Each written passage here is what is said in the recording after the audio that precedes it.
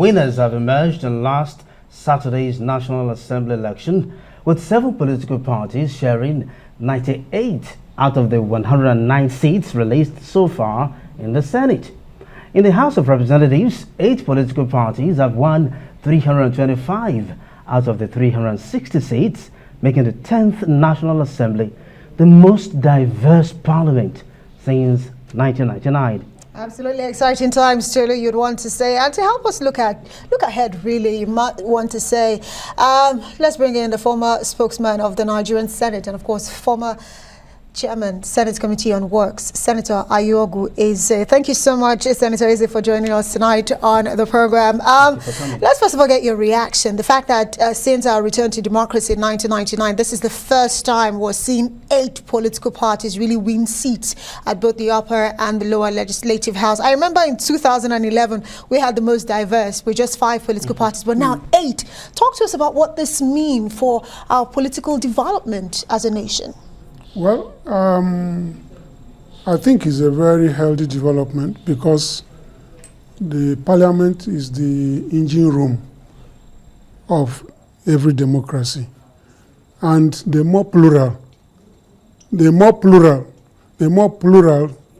the assembly is, the more it's showing that people are getting more interested.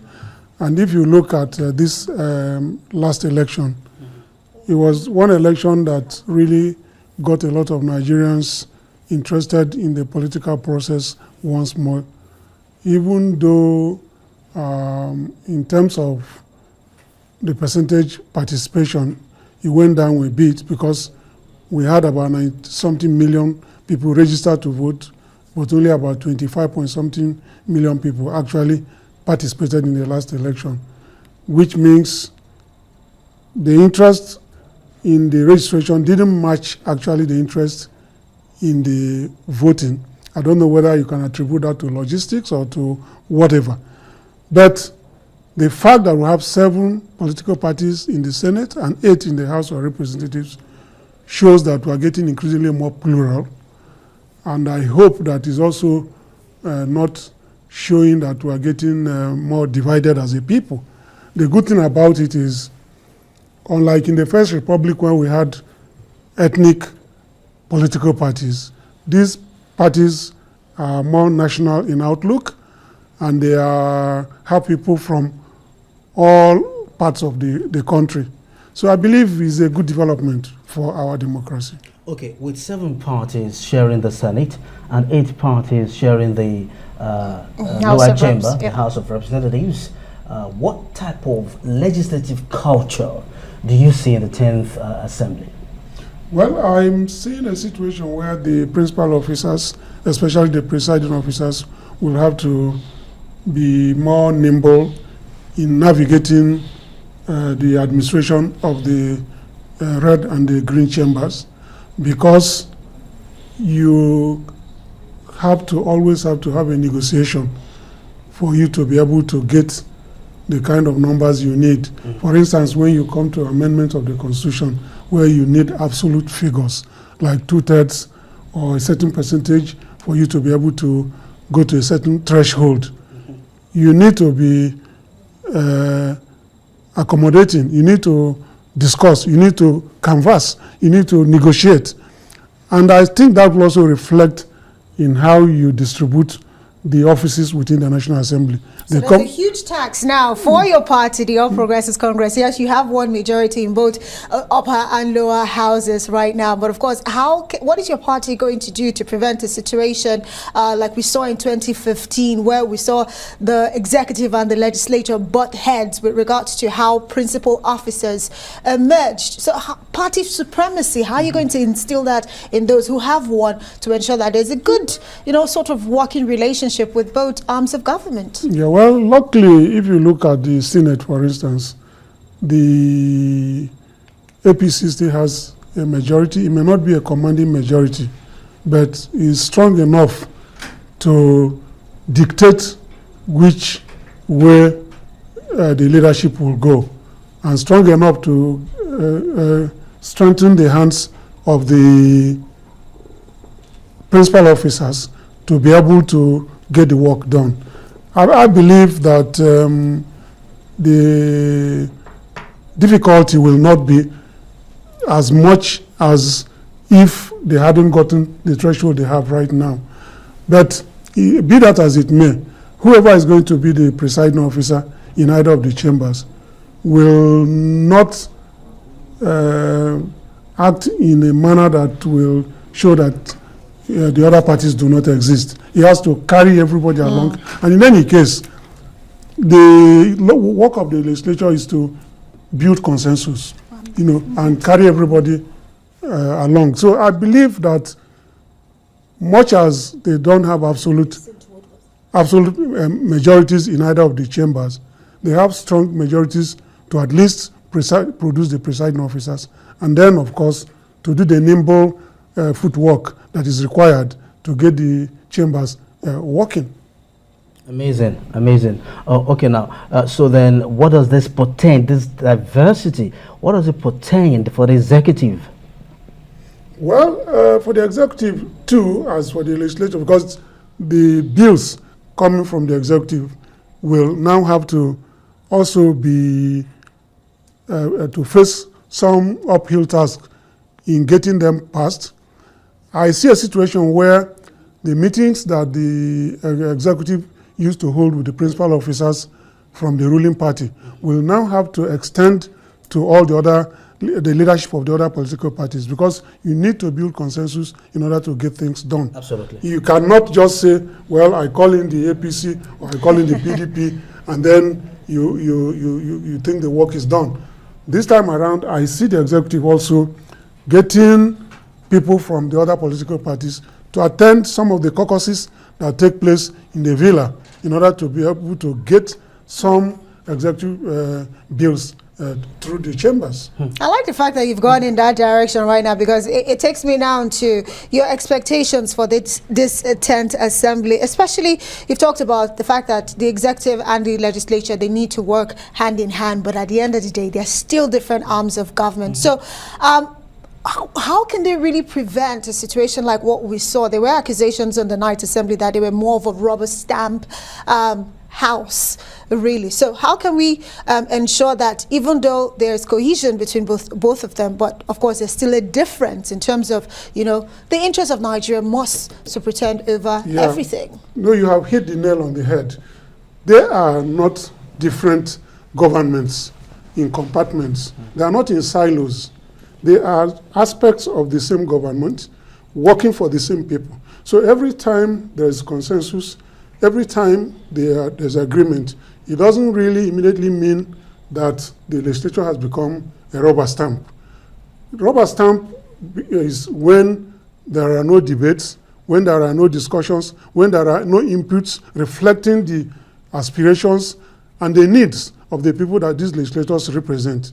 Every time there's an agreement or a consensus, it doesn't make the National Assembly weak. In fact, on the contrary, it makes it strong.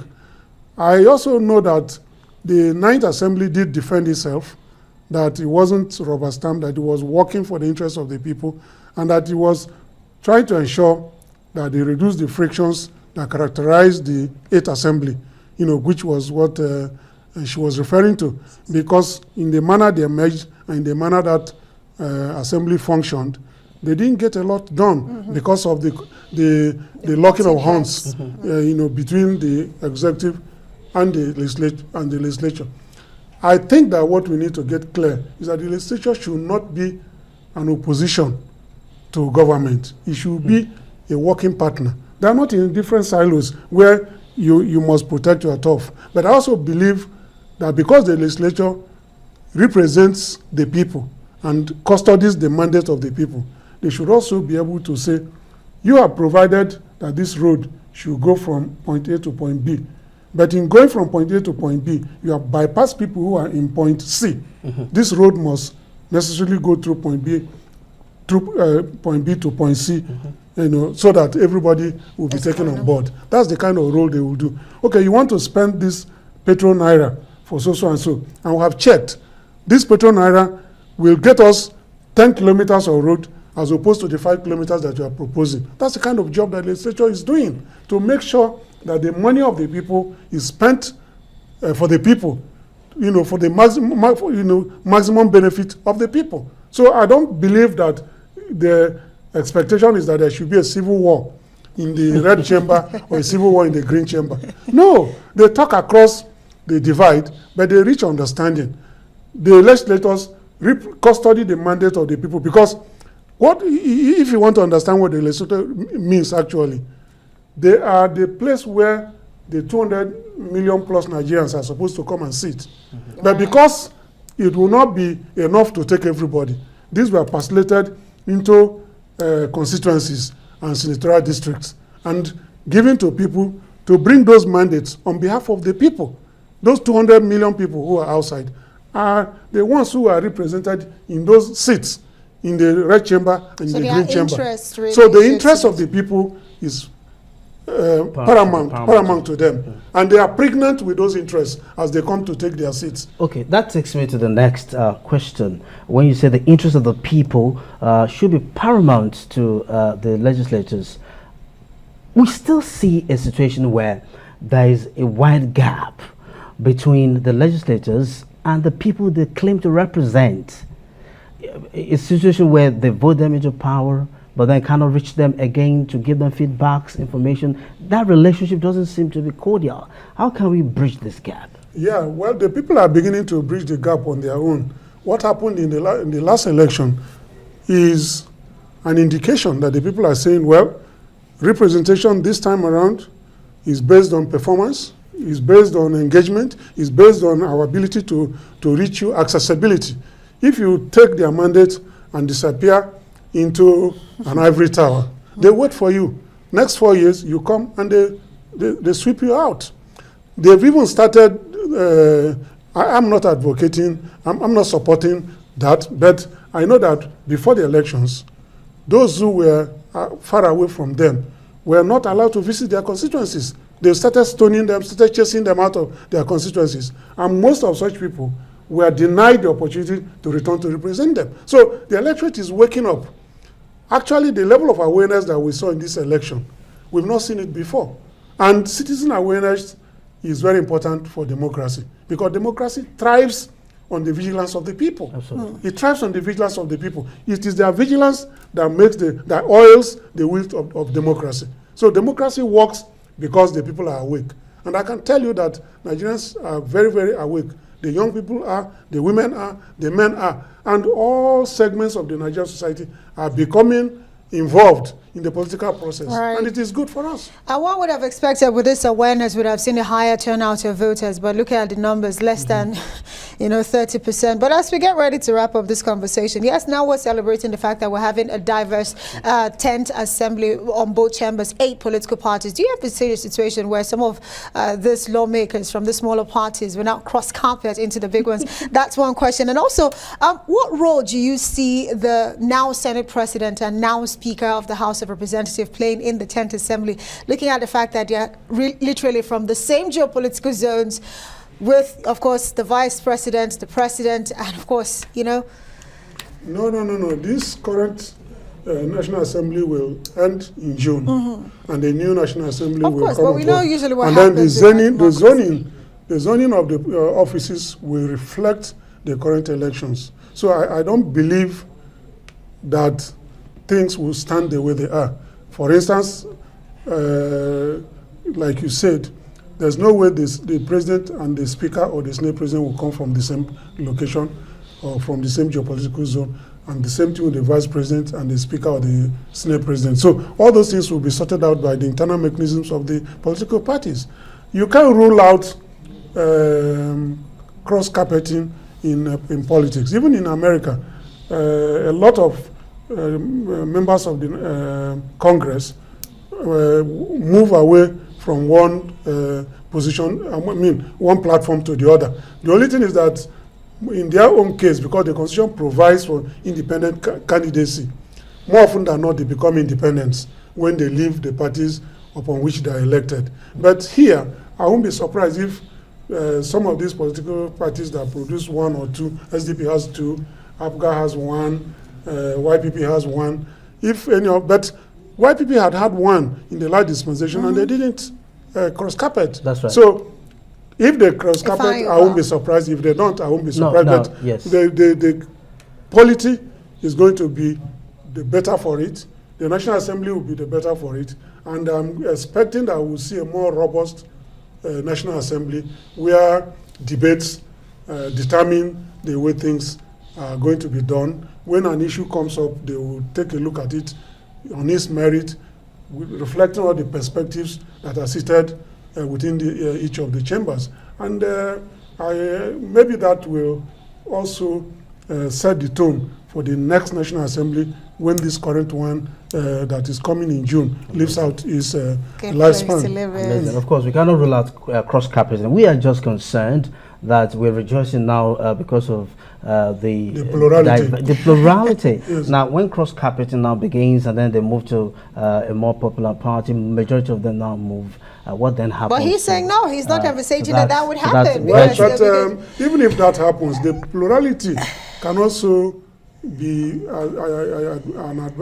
some advantage in the same manner that it can become some form of an albatross. So if they go to join with other stronger and bigger parties, it may make for easier way of governance and administration. So is not something so that neither here nor there. It's neither here nor there. You cannot sit down. Senator Ayogu is for helping us unpack and of course for your in-depth analysis tonight. To say thank you so much for coming on News Night. We definitely appreciate you.